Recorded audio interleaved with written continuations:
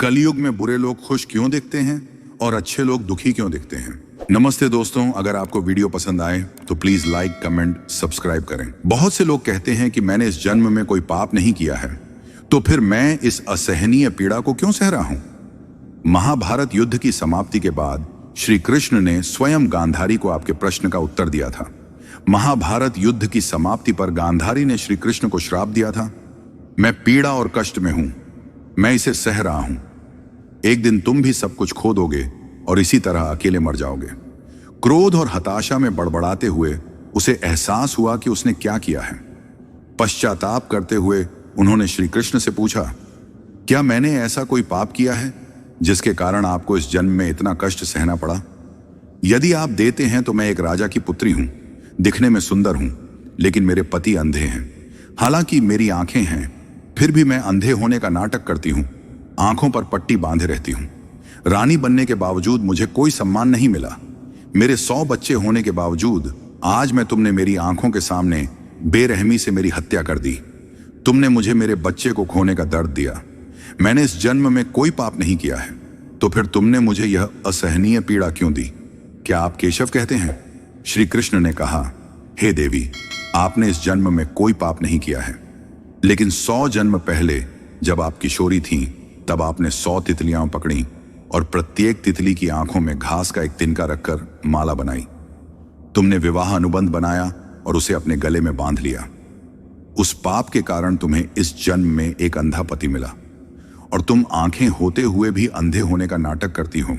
वे 100 तितलियां जिन्हें तुमने बेरहमी से मारकर विवाह कर लिया, वही इस जीवन में जन्म लेंगी। आपके बच्चे के रूप में जन्म लेकर उसने आपको एक बच्चे को खोने का दुख दिया। हे देवी, आपको प्रसन्न होना चाहिए।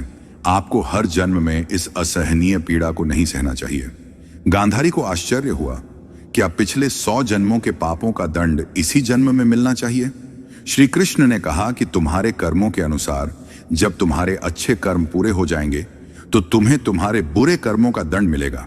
आपके अच्छे कर्मों का फल मिलते ही आपको आपके बुरे कर्मों का दंड मिल जाता था। सब कुछ सुनने के बाद धृतराष्ट्र ने कहा, मैंने ऐसा कौन सा पाप किया है कि आपने मुझे जन्म से अंधा बना दिया है। यदि तुम 100 बहादुर बेटों की बेरहमी से हत्या कर दो। श्री कृष्ण ने कहा, हे राजा, तुम 100 जन्म पहले राजा थे। बरसात के दिन शिकार करते समय आप रास्ता भटक गए। अचानक आए तूफान और बारिश के कारण आपके साथी और दोस्त इधर उधर बिखर गए और आपको अकेले ही रास्ता ढूंढना पड़ा। इसी बीच आप जंगल में शाम ढलते हुए और जंगली जानवरों के आने जाने को देखते हैं। पेड़ पर बैठो। उस पेड़ पर पक्षियों का एक जोड़ा घोंसला बनाए हुए था। पक्षी तुम्हें पहचान लेता है।